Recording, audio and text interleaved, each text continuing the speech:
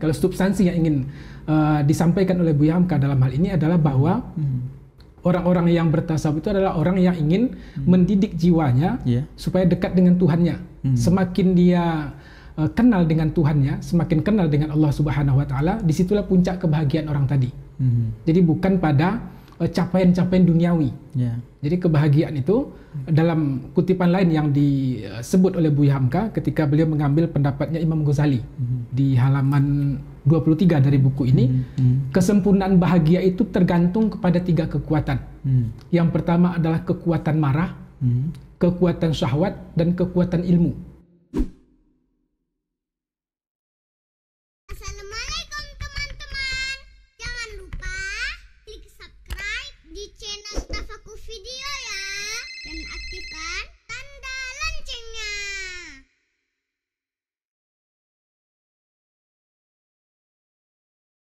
Bismillahirrahmanirrahim. Alhamdulillahirabbil alamin wassalatu wassalamu ala Rasulillah wa ala alihi wa sahbihi ajma'in, amma ba'du. Tuan-tuan, puan-puan, saudara-saudara dan saudari-saudari, Assalamualaikum warahmatullahi wabarakatuh. Alhamdulillah, pada kesempatan kali ini kita kembali pada program Jelajah Karya Buya Hamka.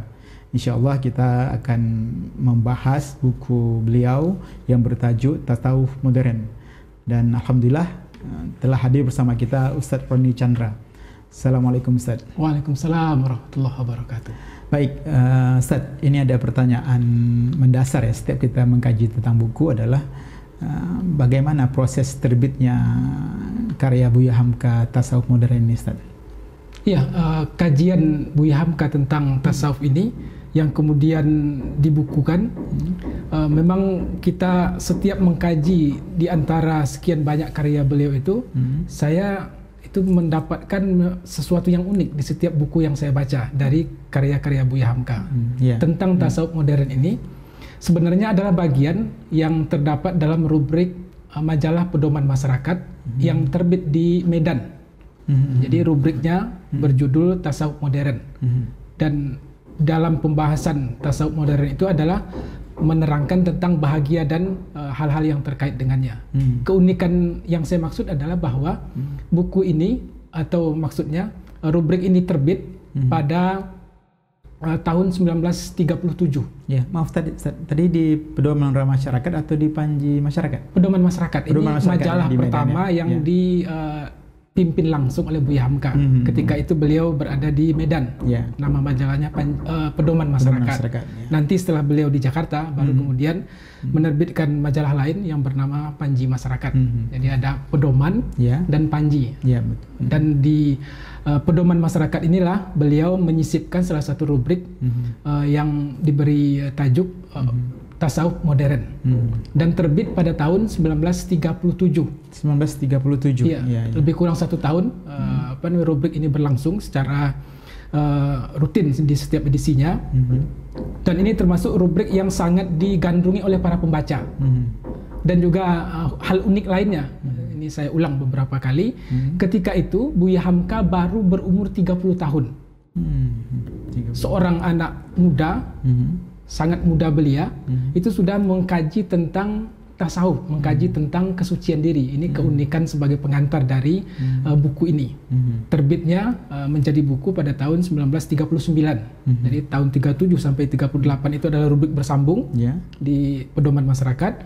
Kemudian setelah rubrik selesai, banyak permintaan dari para pembaca supaya rubrik ini dijadikan buku.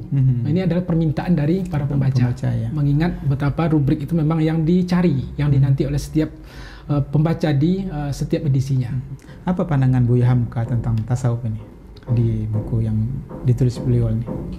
Secara definisi beliau juga hampir sama dengan para ulama-ulama lain, menyampaikan tentang pengertian tasawuf. Apakah itu diambil dari kata-kata sofa, yaitu tentang kesucian, bersih, mengkilat, atau dari kata-kata suf, akar katanya yaitu dari benang wol, atau dari kulit domba, pakaian orang-orang yang sangat sederhana. Atau dari penjelasan lain yaitu Ahlus Sufah, para sahabat Nabi yang tinggal di pelataran Masjid Nabawi ketika itu, sedang dalam proses menuntut ilmu, mendapatkan wejangan-wejangan dari Nabi Sallallahu Alaihi Wasallam. Kemudian juga ada penjelasan lain, yaitu dari kata teosofi, ini yang datang dari Yunani. Ini memang sudah agak keluar dari filsafat, ya? Iya, dari filsafat. Jadi teosofi, karena lidah orang Arab itu agak susah menyebutkan teosofi, maka mereka menyebutnya dengan tasawuf. Jadi ada Buya Hamka menyampaikan di sini beberapa definisi, seperti yang juga diberikan definisi itu oleh beberapa ulama yang mengkaji tentang tasawuf. Iya, iya.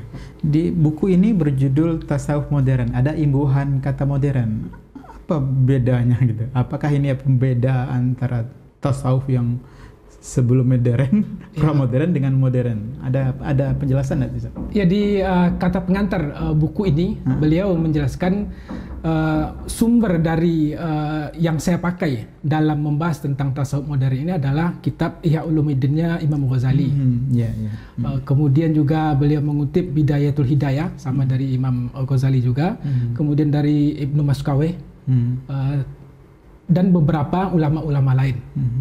Artinya ketika kutipan yang beliau pakai atau referensi marojik yang beliau pakai dalam membahas tasawuf adalah sama dengan apa yang dahulu dipakai oleh para ulama yang mengkaji tasawuf, di mana sisi modernnya, kan begitu? Pertanyaan yang muncul.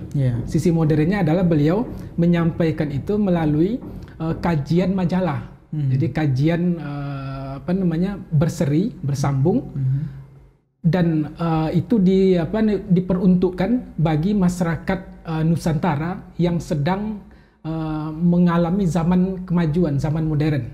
Jadi ini terkaitkan dengan modern itu adalah beliau juga mendefinisikan di sini tasawuful asri, jadi tasawuf masa kini begitu. Dengan caranya Buya Hamka menghidangkan tasawuf kepada masyarakat modern. Dari sisi judul menarik ya. Jadi orang ingin tahu gitu ya. Nah, Ustaz, tadi seperti di awal Anda jelaskan bahwa isi buku ini adalah sebagian besar adalah tentang kebahagiaan ya. Tentang kebahagiaan. Dalam kajian-kajian psikologi, kajian filsafat juga dibahas tentang kebahagiaan. Apa yang membedakan kajian yang di buku Buya Hamka dengan kajian yang dilakukan oleh para psikolog dan filosof itu? Memang tidak hanya dari kalangan umat Islam atau dari kalangan ulama yang mengkaji tentang bahagia ini. Hampir di kepercayaan lain pun kita menemukan mereka yang juga ingin mendapatkan kebahagiaan, atau dari ahli-ahli filsafat yang juga mengkaji apa itu kebahagiaan, apa itu ketenangan hidup, dan yang semacamnya.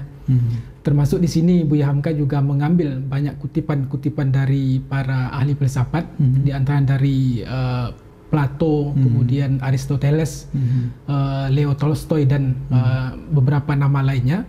Yang bisa saya kutipkan di sini adalah seperti yang ditulis oleh Buya Hamka di halaman 25. Beliau menyebut tentang pendapat Aristoteles tentang kebahagiaan.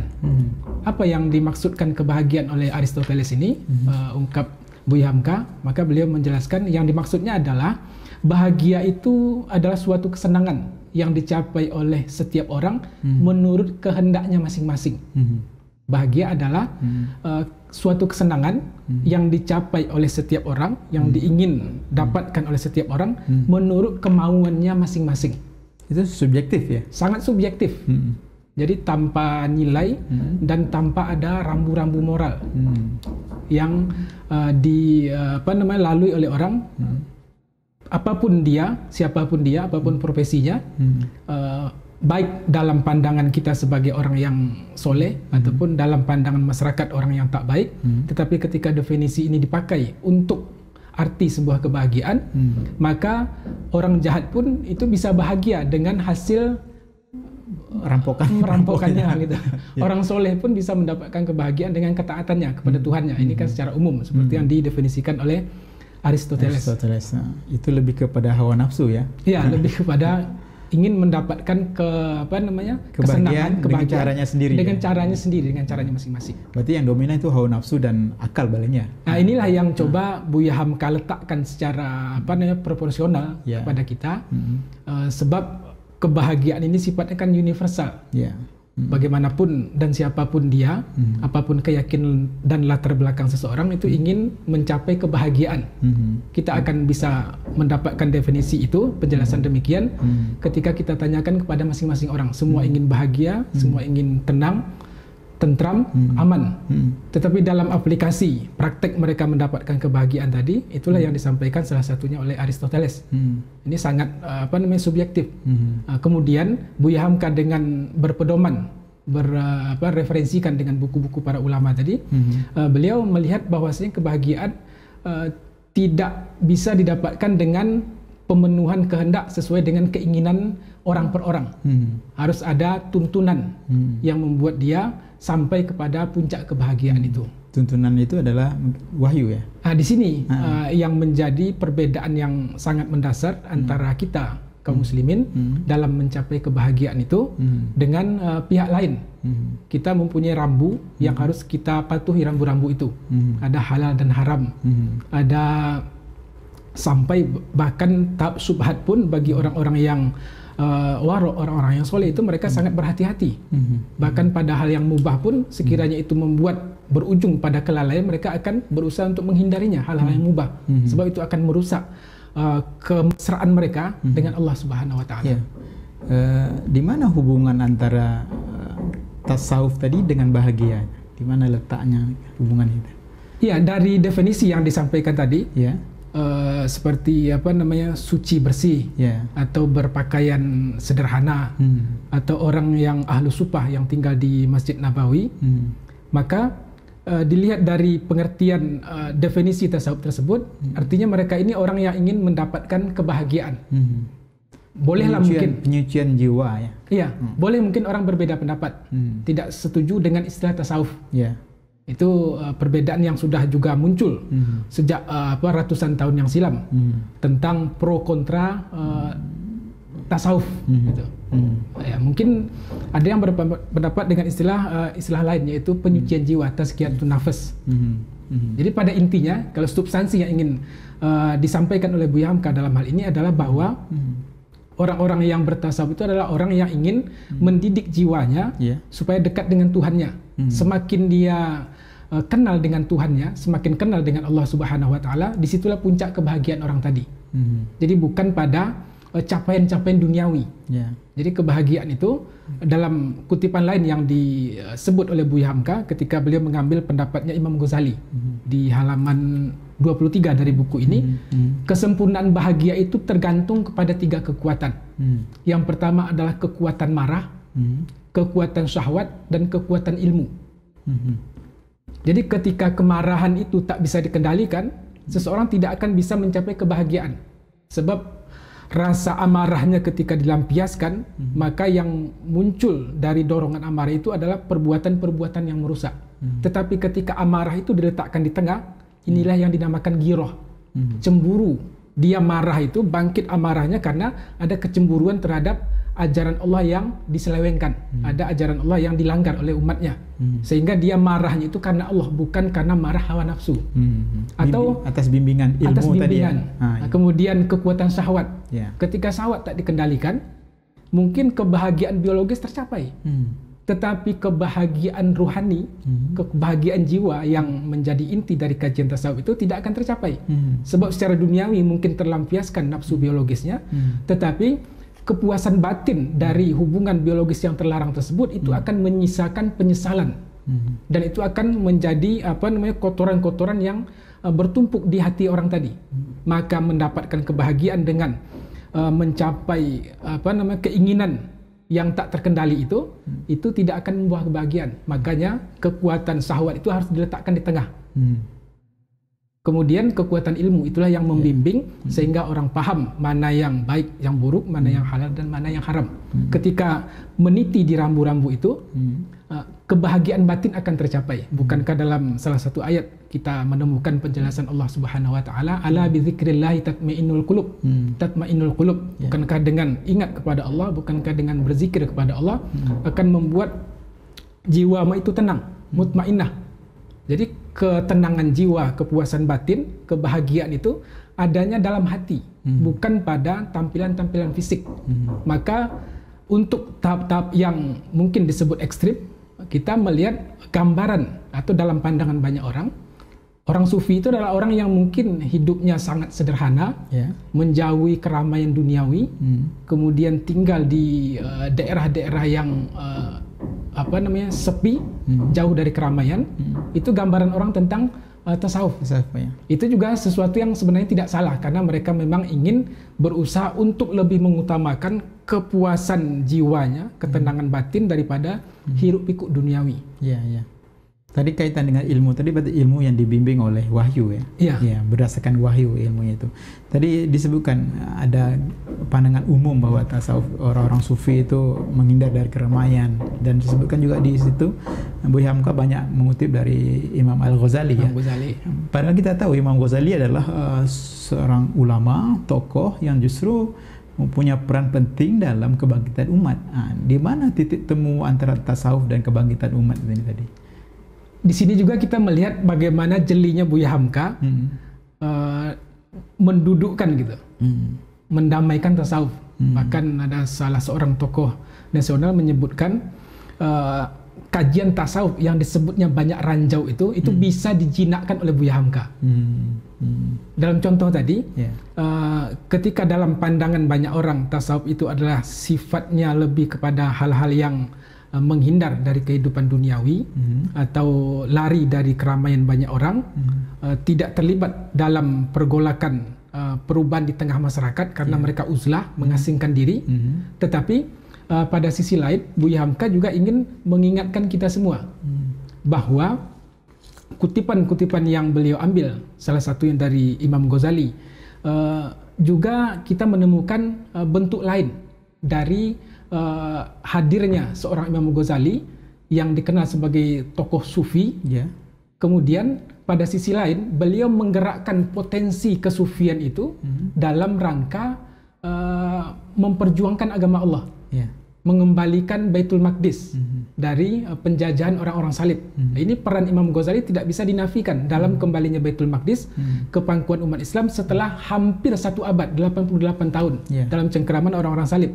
Dan sebelum dikembalikannya Baitul Maqdis tersebut, ada peran dari Imam Ghazali dengan mengembalikan pemahaman umat kepada pemahaman yang benar, dan juga mengajak orang-orang sufi untuk tidak hanya lari dari kehidupan, tetapi kemudian mereka harus ikut terlibat dalam kancah perjuangan umat. Artinya aktif ya? Iya, ini tasawuf yang aktif, tasawuf yang positif. Jadi di sini peran Imam Ghazali yang mungkin bisa jadi banyak tidak dipahami orang, atau mungkin pemahaman ini dikotomis, melihat tasawuf itu secara terpisah, lari dari dunia.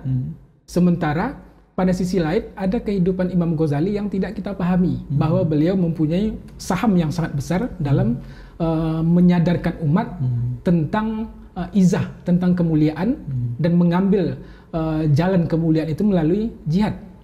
Disinilah kemudian muncul tokoh Salahuddin Al-Ayyubi. Jadi berbarengan apa yang dilakukan oleh Imam Ghazali, kemudian nanti puncaknya sampai pada munculnya Salahuddin Al-Ayyubi. Itu peran yang sangat besar dari orang sufi. Ini jawaban dari keadaan kondisi kita saat ini. Mungkin kita mesti membersihkan jiwa dulu untuk bangkit ya. Memang di situ intinya. Jadi kekuatan itu muncul bukan pada banyaknya atribut duniawi yang ada pada diri seseorang. Itu kan sangat sangat bisa dilihat secara kasat mata dan bisa dikalkulasikan. Contohnya tentang kekuatan suatu bangsa bisa dihitung mungkin dari peralatan persenjataan yang dia punya, kemudian dari tentara yang tersedia di suatu negara.